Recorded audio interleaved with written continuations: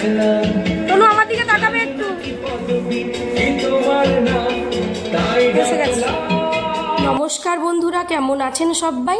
রুনুদির passion চ্যানেলে আপনাদের সবাইকে স্বাগত জানাই।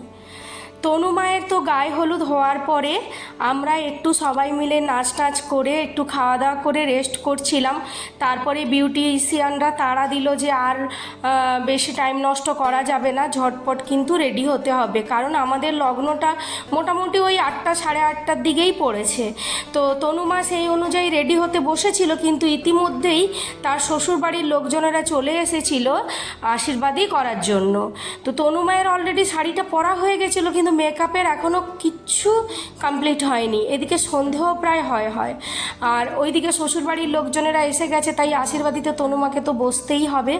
সবার আগে জামাইবাবু ওকে আশীর্বাদ করবে, যেহেতু উনি বাবা, তারপরেই কিন্তু ওর শ্বশুরবাড়ির লোকজনরা আশীর্বাদ করবে। নিয়ম অনুযায়ী শ্বশুরবাড়ির শাড়িটা পরে আশীর্বাদ দিতে বসতে হয়, কিন্তু যেহেতু তনু মায়ের বেনারসিটা পরা হয়ে গেছিলো, তো সেই ক্ষেত্রে মেকআপ আর্টিস্টরা বললেন যে বেনারসিটা কিন্তু আর খোলা যাবে না, আপনারা গায়ের মধ্যে শাড়িটা দিয়ে আপনাদের যা রীতিনীতি আছে সেগুলো কিন্তু কমপ্লিট করুন। তারই মধ্যে আমি ওদের চা জল খাবার একটু দিয়ে দিলাম, কারণ ওরা সাজাতে বসলে ওদের আর কোনো কিছুই কিন্তু খাওয়া দাওয়া হবে না। তো সেই ফাঁকে ওদের বললাম তোমরা কিন্তু একটু চা জল খাবার খেয়ে নাও, তারপরে স্টল লাগবে তখন তোমরা একে একে এসে একটু কিছু খেয়ে নিও। এই দিকগুলো আমাকে খুবই খেয়াল রাখতে হয়েছিল, তারই ফাঁকে এসে একটু ভিডিও করছিলাম। তো জামাইবাবু সবার প্রথম তনুমাকে একটা মালা পরিয়ে দিল, আর তনু মায়ের শাশুড়ি মা এসে শাড়িটা ওর মাথার উপর ঢেকে দিল। আর সব কিছুই নিয়ম আচার এগুলো কিন্তু সব তনু মায়েদের মন্দিরেই হচ্ছিল, গোপালজির সামনে। তো সব কিছু শুভ কাজ এখানে হলে আমাদেরও মনটা শান্তিতে থাকে, আর মনে হয় যে মেয়েটা আমাদের খুব সুখী হোক। তো যাই হোক, এখন আশীর্বাদীর পর্ব চলছে, জামাইবাবুর আশীর্বাদ কমপ্লিট হয়ে গেল। এরপরে আশীর্বাদী করতে আসবেন ওনার শাশুড়ি মা। যেমন কনকাঞ্জলি হওয়ার সময় আমরা ঠাকুরকে এরকম করে খাইয়ে দিই, খাওয়ার পরে আবার তার সুন্দর করে মুখটা ধুইয়ে মুখটা আবার মুছিয়ে দিই, ঠিক সেইভাবেই করতে হচ্ছে সব কিছু নিয়ম আচার।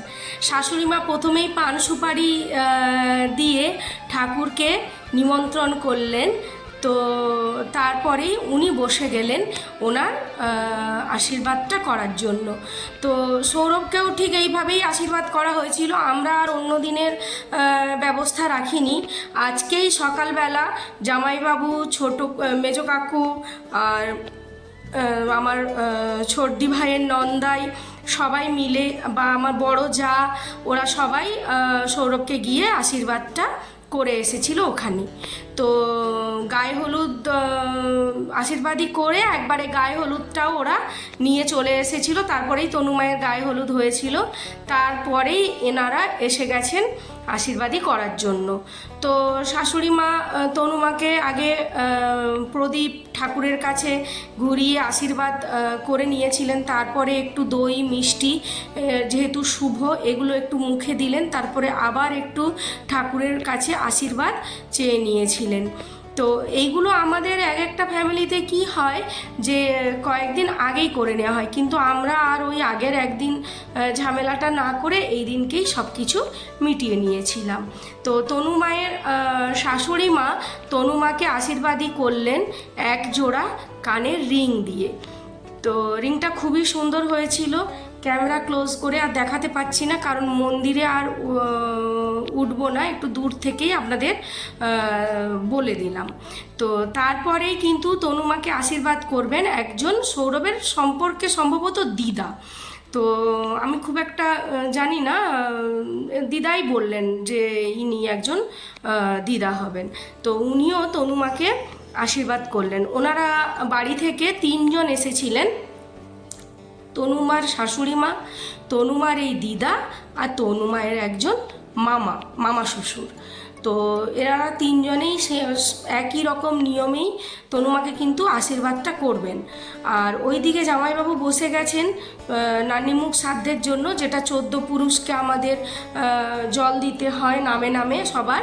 তো সেই কাজটা করার জন্য কিন্তু জামাইবাবু বসে গেছেন, আর এই দিকে আশীর্বাদী পর্বটা চলছে। ইনি তনুমাকে টাকা দিয়ে আশীর্বাদ করলেন। এনার পর্বটা মিটে যাওয়ার পরে কিন্তু আসবেন তনুমার মামা শ্বশুর। তো যাই হোক, এই নিয়মগুলো আমরা আগে থেকেই জানি, তবে আপনারা অনেকেই হয়তো আপনাদের বিভিন্ন জায়গায় নিয়ম অন্যরকম থাকে, তো সেই কারণে এটাও একটু ভিডিও করলাম। তো এরপরে মামাবাবু বসে গেলেন।